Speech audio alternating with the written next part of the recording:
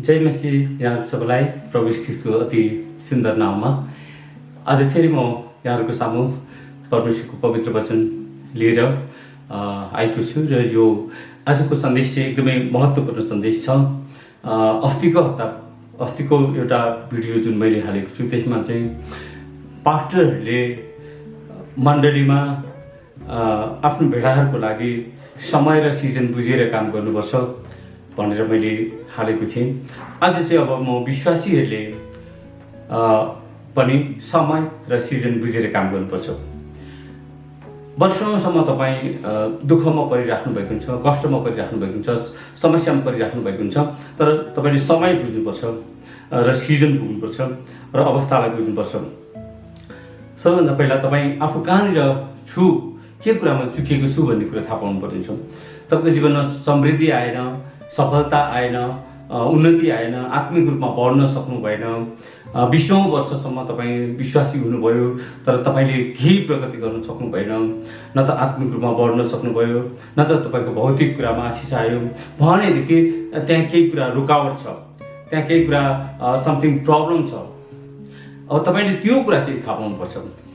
तपाईँ 20 वर्षसम्म एउटा गरिबी भएर जिउनु भयो भने, तपाईँ क्रिस्चियन भएर पनि गरिबी हुनुभयो भने त्यहाँनिर something problem, there is something problem भनेर भन्छौँ।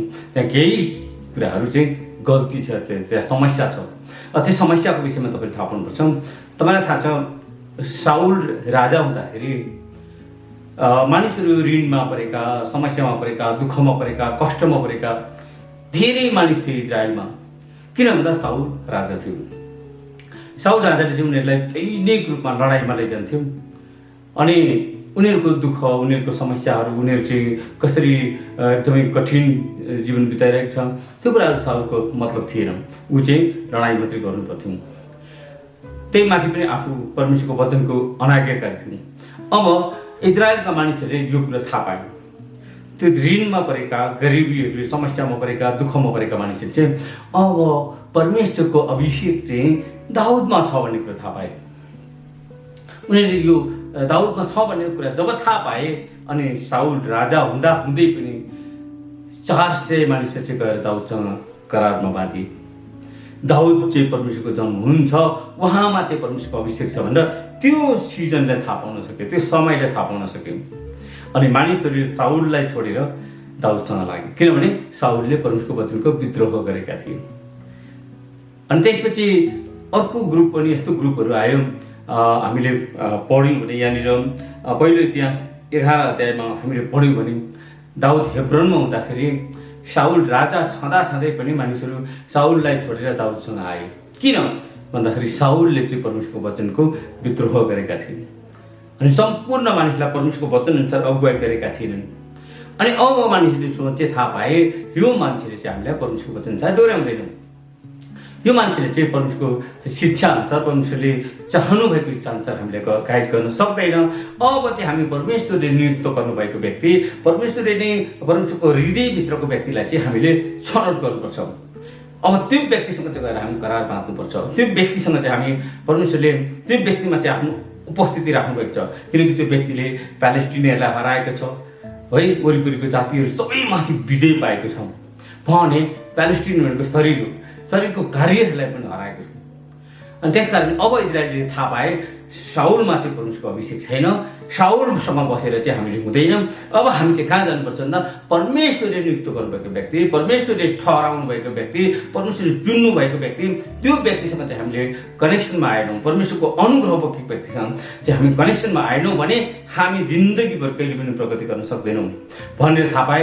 अनि इमिडिएटली बाइबलले भन्छ त्यहाँनिर पहिलो इतिहास 11को 1देखि 3 हुन्छ, त्यसपछि सारा इजरायल जम्मा भएर हेब्रोनमा दाउद कहाँ आए र तिनीहरूले भने हामीहरू तपाईँकै हाड न त हौँ। बितेको समयमा पनि त जब साउल अझै राजा नै थिए तब तपाईँले नै इजरायलको सेनालाई युद्धमा अघि बढाउनु भयो अनि परमप्रभु तपाईँको परमेश्वरले तपाईँलाई यसो भन्नुभयो, त मेरो प्रजा इजरायलको गोठालो हुनेछ र तिनीहरूको शासक हुनेछ। अनि जब इजरायलको सबै धर्मगुरुहरू हेब्रोनमा दाउदका राजा कहाँ आए तब त्यही नै तिनीहरूले परमप्रभुको सामुन्ने तिनीहरूसित करार बाँधे अनि परमप्रभुले शमूएलले शमूएलको मुखबाट भन्नुभयो चाहिँ तिनीले दाउदलाई इजरायलको राजा अभिषेक गरे। तपाईँले शाउलसँग बसेर तपाईँले लाइफ टाइममा प्रगति गर्नुभएको छैन, परमेश्वरको वचनमा अगाडि बढ्नुभएको छैन, परमेश्वरको शिक्षामा अगाडि बढ्नुभएको छैन भने तपाईँ शाउलसँग बस्नुभयो भने एक दिन दुःखको दुःखै तपाईँ मर्नुहुन्छ। तर जब तपाईँ परमेश्वरले नियुक्त गरेको व्यक्तिसँग तपाईँ जानुहुन्छ र एउटा करारमा प्रवेश गर्नुहुन्छ, परमेश्वरले तपाईँलाई दाउद राजा सँगसँगै दाउदले प्राप्त गर्ने विजयमा तपाईँलाई पनि एउटा विजयको उपहार दिनुहुन्छ। तर साउलसँग तपाईँ बस्नुभयो भने तपाईँ समय र सिजन बुझ्नुहुन्न। परमेश्वरले कुन समयमा के काम गर्दै हुन्छ त्यो थाहा पाउनु पर्ने छ। यस्तै एउटा अर्को घटना म तपाईँलाई बताउँछु। उडन्त पुत्र बाउसँगबाट छुटिएर गयो, स्वतन्त्र इच्छा गरेर गयो। तर ऊ गएको ठाउँमा चाहिँ ऊ कहाँ पुग्यो भन्दाखेरि त्यो एउटा देशमा पुग्यो। त्यहाँ चाहिँ ऊ पुगेको ठाउँमा पनि सबै पैसा खर्च गरिसकेपछि त्यो देशको एउटा नागरिकसँग काम गर्न माग्यो उसले। त्यो देशमा अनिकाल पर्यो अनि त्यो नागरिकसँग काम माग्यो उसले। अनि जब त्यो नागरिकले चाहिँ आफूसँग पनि खानेकुरा नभएपछि के गर्यो भन्दा सुँगुर चराउनु पऱ्यो। खानेकुरा दिने कुरा गरेन, सुँगुर चराउनु पठायो। अनि उसले सुँगुर चराउने ठाउँमा सुँगुरको चारो खानुपर्छ। अनि अब उसले सोच्यो मैले यो नागरिकसँग बसेर म चाहिँ सुँगुरको चारो खानुपर्छ, म चाहिँ मर्नुपर्छ। यहाँ अब सुँगुरको चारो बेगर मैले केही पनि खान पाउँदिनँ। अब मैले यो देशको नागरिक होइन, यो देशको व्यक्तिसँग होइन, अब म चाहिँ फर्केर बाउसँग जानुपर्छ। म आफ्नै बाउसँग कनेक्ट हुनुपर्छ। म बाउसँग गएर बाउलाई भन्नुपर्छ कि मैले पाप गरेँ तपाईँको विरुद्धमा र स्वर्गको परमेश्वरको विरुद्धमा पाप गरेँ भनेर बाउसँग भन्छु भन्छ। अनि ऊ चाहिँ त्यो देशको नागरिकसँगबाट उसले छोडेर त्यसको सुँगुर पनि छोड्यो, त्यसको सबै कुरा छोड्नुपर्छ र उसले बाउसँग आउनुपर्छ। नत्र भने त्यो ठाउँमा बसेर म मर्छु भन्ने कुरा पत्ता लगाउनु सकेन, त्यो समय र सिजन बुझ्नु सकेन भने त्यो त्यहीँ मर्छ। त्यो ठाउँमा 40 दिन उपवास बसेर रोएर कराएर दिन फर्किनेवाला थिएन उडन्त पुत्रको। त्यसको निम्ति उपाय भनेको बाउ कहाँ फर्किनु र बाउसँग आएर करार बाँध्नु। उसले जब बाउसँग आएर भन्छ मलाई तपाईँको जालादारी चाकरहरू सरह एउटा बनाउनु पर्छ, बाउले भन्छ त्यसको कुरै सुन्दैन। अनि भन्छ यसलाई सबैभन्दा बेस्ट कपडा ल्याएर लगाइदिनुहुन्छ। अनि त्यसपछि त्यसलाई औँठी लगाइदिनुहुन्छ। औँठी लगाउनु भनेको बाउसँग आएर करार बाँध्नु। औँठी भनेको विवाह गर्नु, विवाह भनेको करार हो, बाउसँग करार बाँध्छ। अनि त्यसपछि त्यसको खुट्टाको जुत्ता फुकालेर फालिदिन्छ र बाउले भन्छ यसलाई जुत्ता लगाइदियो भन्छ। त्यसले आफ्नो जुत्ताले जहाँ जानु मन लाग्छ जान्थ्यो। अब उसले के गर्न थालेको छ भन्दा अब चाहिँ म बाउको जुत्ता लाउँछु र बाउले अराएको ठाउँ मात्रै जान्छु भन्ने एउटा कमिटमेन्ट गर्छ, एउटा करार बाँध्छ। यस कारणले विश्वासीहरूले सुँगुर चराउने ठाउँमा बसेर मेरो दिन कहिले फर्किँदैन, म चाहिँ बाउ कहाँ जानुपर्छ भन्ने कुरा त्यो समय र सिजनलाई बुझ्नुपर्छ र परमेश्वरको अनुग्रह चाहिँ बाउसँग राखेको छ भन्ने कुरा विश्वासीहरूले बुझ्नुपर्ने छ। आज नेपालमा 14 अञ्चल 75 जिल्ला अनि संसारभरमा छरेर रहेको क्रिस्चियनहरूको लागि एउटा खुसीको सन्देश छ। तपाईँ वर्षौँसम्म केही प्रगति गर्नुभएको छैन भने, तपाईँले कुनै सफलता प्राप्त गर्नुभएको छैन भने देयर इज समथिङ प्रब्लम भनेर भन्छ। अब तपाईँ you have to come back at home. तपाईँको अब घरमा बाउ कहाँ आउनुपर्छ।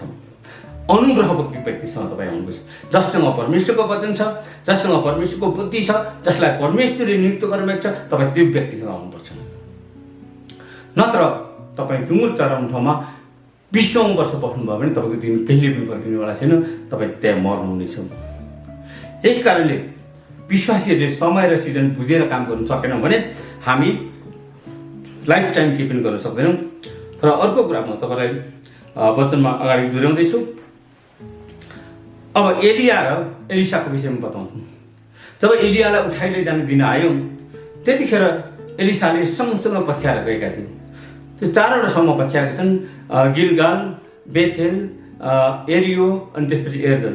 यो 4वटा ठाउँमा उसले एलियालाई पछ्याउँछ र जान्छ र अन्तमा एलियाले भन्छन् तिमी मबाट के चाहन्छौ?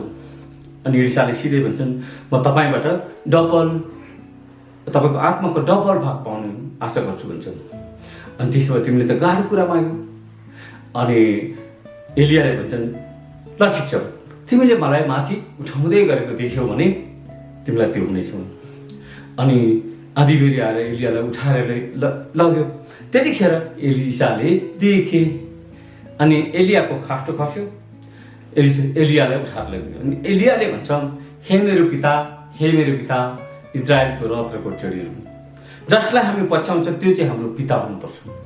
अनि त्यो पिता चाहिँ माथि उचालिएको देख्नुपर्छ। हामी घरमा मण्डलीमा छोराहरू छौँ भने आफ्नो पास्टर चाहिँ माथि उचालेको देखिनुपर्छ।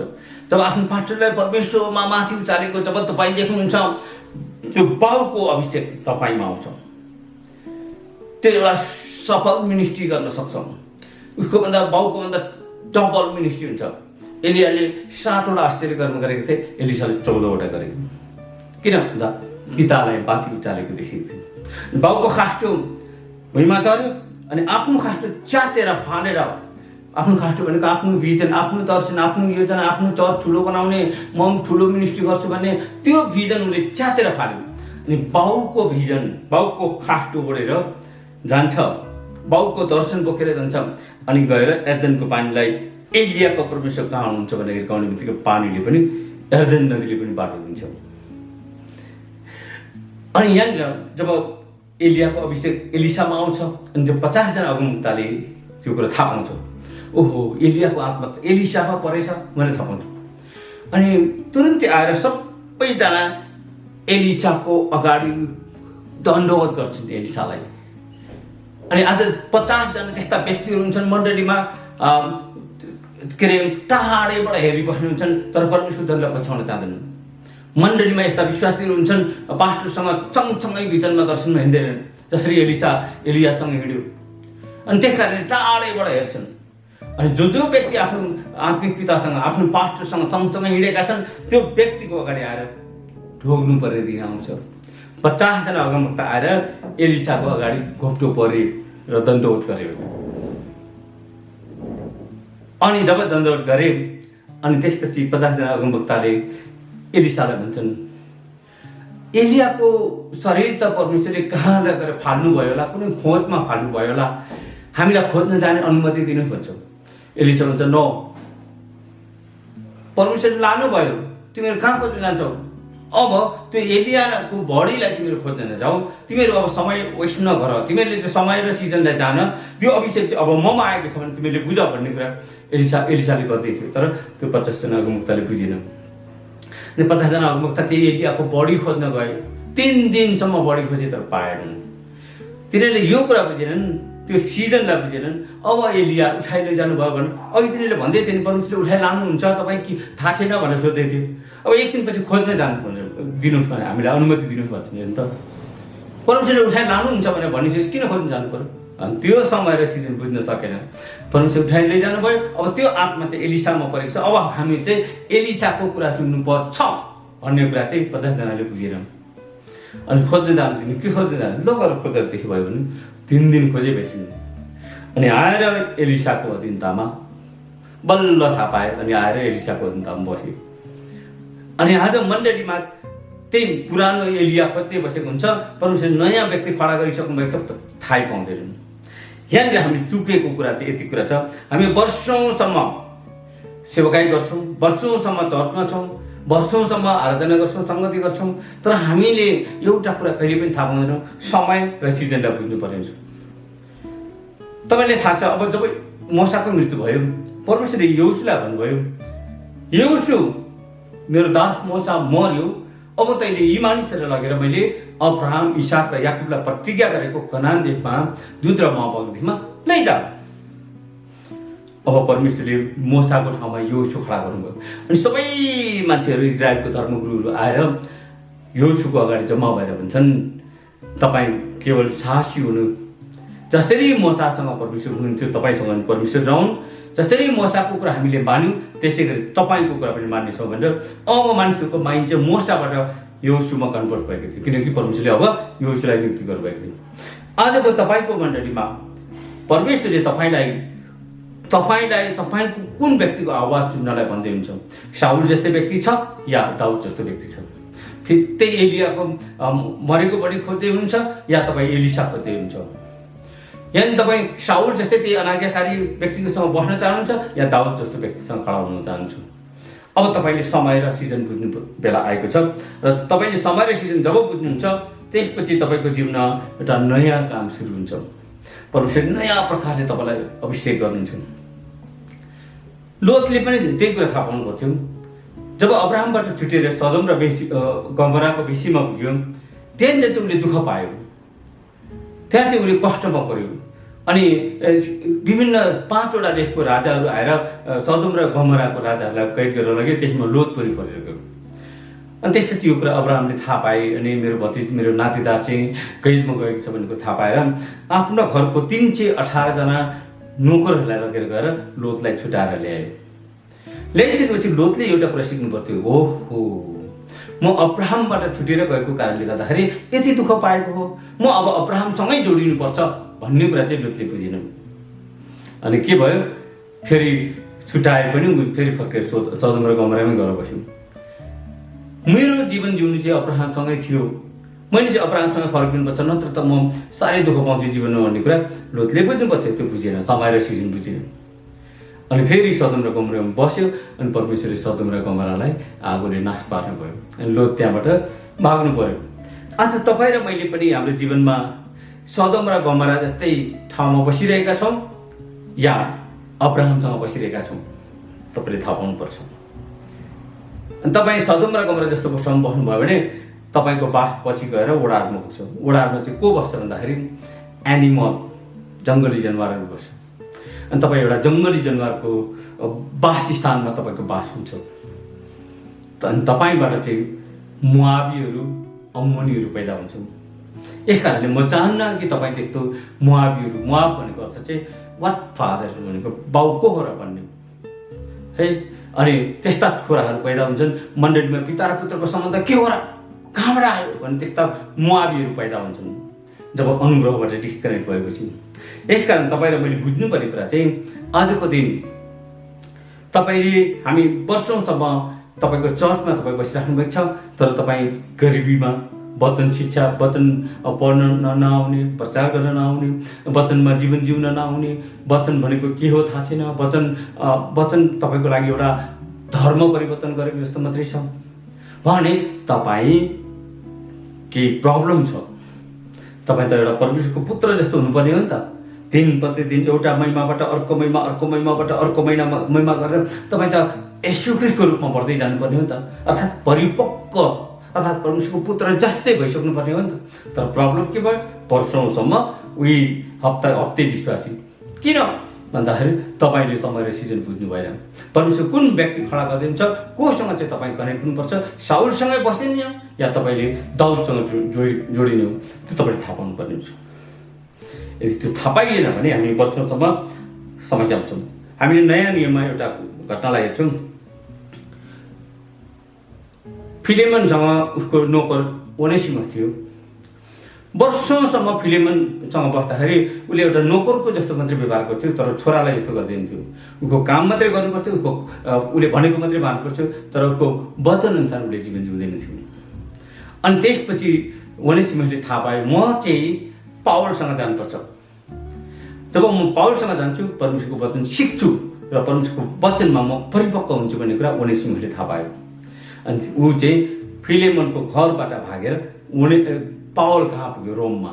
पावललाई दुई खोजेर पावललाई भेटेर पावलसँग वचन सिकेर पावलले के भन्छ भने यहाँनिर फिलेमन 1:10-12 हुन्छ, मेरो छोरो ओनेसिमसको निम्ति म निवेदन गर्दछु, जसको निम्ति म कैदी अवस्थामा म पिता बनेको छु भन्छ।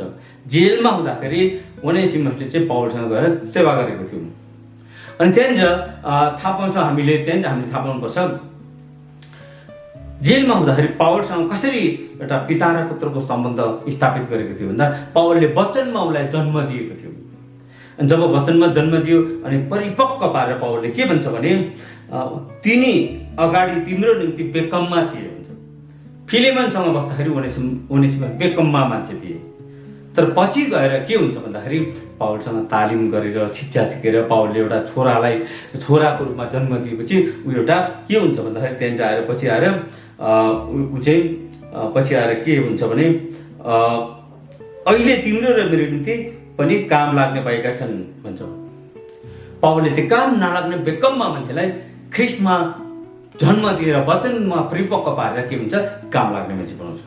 तर तपाईँ फिलेमोनकै घरमा बस्नुभयो भने तपाईँले नोकर बनाएर राख्छ, तपाईँले परमेश्वरको वचनमा परिपक्व हुनु पाउनुहुन्न। त्यही कारणले ओनेसिमसले चाहिँ तपाईँले समय र सिजन जानुपर्छ। तपाईँ फिलेमोनको घरमा बस्नुभयो भने नोकर बाहेक केही पनि बन्नुहुन्न। तलब खानुहुन्छ अनि ठाउँ गएर सेवकाई गर्नुहुन्छ, फेरि आएर तलब थाप्नुहुन्छ। तर तपाईँ पावलसँग जानुभयो भने ख्रिस्टमा नयाँ भएर परमेश्वरको वचनको निम्ति काम लाग्ने तपाईँ परिपक्व व्यक्ति बन्नुहुन्छ। त्यस कारण तपाईँले फिलेमोनलाई छोडेर पावललाई पहिचान गर्न सक्नुपर्छ। यो तपाईँले सिक्नुपर्छ। योहन्नाको समयमा पनि जब योहन्नाले बप्तिस्मा दिँदै थिए, बाइबलमा छ योहन्ना 5:35 भन्छ, योहन्ना बल्दो र चम्किलो बत्ती थिए, तिमीहरू उनको प्रकाशमा थोरै समय रमाउन राजी भयो भन्छ। योहन्ना बल्दो र चम्किलो बत्ती थिए। जब येशू ख्रीष्ट आउनुभयो अनि योहन्नाले देखाए, हेर परमेश्वरको थुमा भन्ने बित्तिकै योहन्नाको चेलाहरू येशूसँग लागे। केही समयको निम्ति एउटा बल्दो र चम्किलो बत्ती थिए योहन्ना। अब जब येशू आइसक्नु भएपछि संसारको ज्योति, सबै कुराको सृष्टिकर्ता, सबै कुराको संरक्षक परमेश्वरको पुत्रको जब त्यहाँ खडा भइसकेपछि अब मानिसले चाहिँ योहन्नालाई छोडेर येशूमा आउनु पर्थ्यो। यसै कारणले गर्दाखेरि अझ तपाईँले समय र सिजन बुझ्नु भएन भने वर्षौँसम्म तपाईँ एकै ठाउँ बस्नुभयो भने तपाईँ गरिबी पनि तपाईँको जीवनबाट हट्दैन। तपाईँले साउललाई पहिचान गर्नुपर्छ र दाउदसँग जानुपर्छ, फिलेमोनलाई पहिचान गर्नुपर्छ, साउलसँग जानुपर्छ है। तपाईँले एलियाको मिनिस्ट्री सिद्धियो, अब मैले एलिसासँग जानुपर्छ भने थाहा पाउनुपर्छ। अब तपाईँले के भन्छ मोसाको मिनिस्ट्री सिद्धियो, अब म यहोशूसँग जानुपर्छ भन्ने कुरा तपाईँले थाहा पाउनुपर्छ। अनि तपाईँको जीवनमा पनि यदि तपाईँको सेवकाईमा तपाईँले यदि त्यस्तै साउल जस्तै व्यक्तिसँग वर्षौँसम्म बस्नुभयो भने तपाईँ गरिबीमा, ऋणमा, दुःखमा परेको व्यक्ति भएर खडा हुनुहुन्छ, कहिले पनि सफल पाएन। हामी देख्छौँ जब साउलको मान्छेहरू दाउदसँग गए, पछि गएर के घटना गरेर थाहा छ? दाउदले तिनीहरू कप्तानहरू बनाए। उनीहरूले सारा इजरायलको शत्रुहरू कब्जा गरे, सहरहरू कब्जा गरे, यरुशलेम सहर कब्जा गरे, परमप्रभुको करारको सन्दुक ल्याएर दाउद यरुशलेममा सियोनमा स्थापित गरे अनि परमेश्वरको जय जयकार बनाए। तपाईँको जीवनमा पनि आज समय र सिजन बुझेर काम गर्नुभयो, परमेश्वरले तपाईँलाई उच्च लेभलमा, उच्च आयाममा पुर्याउनुहुन्छ। परमप्रभु परमेश्वरले तपाईँलाई प्रशस्त आशिष दिनुभएको, आज विश्वासीहरूले पनि समय र सिजन बुझेर काम गर्नको लागि परमेश्वरको वचन आएको छ। परमेश्वरको वचनलाई आदर गर्नुहुन हार्दिक अनुरोध गर्छु। परमेश्वरले तपाईँहरू सबैजनालाई आशिष दिनुभएको। जय मसीह।